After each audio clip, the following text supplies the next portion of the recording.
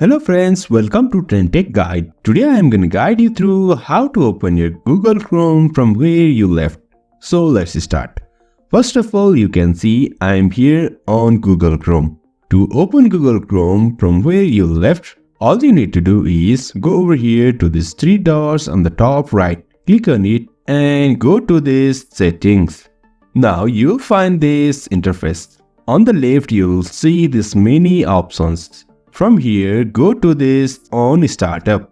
Then you can find this On Startup. Open the new tab is continue where you left off and open a specific page or set of pages. Now to continue where you left, select the second option of continue where you left off, and that's it. In this way, we can open your Google Chrome from where you left. So if you find this helpful, don't forget to subscribe. Have a good time.